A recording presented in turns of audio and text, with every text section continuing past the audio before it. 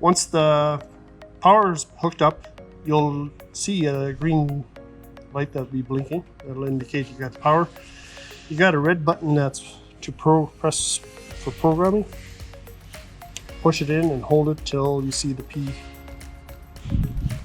Once you see the P on, get your remote, hold the button in until it blinks and stays on.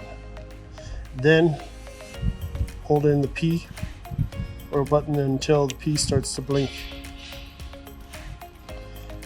Now press any button that you'd want. Doesn't matter.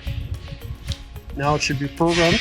Now to exit your program, you just go hit your program button once, twice, 3, 4, 5. Till the line and hold it in and blinks and goes away. So now to find out if it's programmed or it works, it'll show you the lights will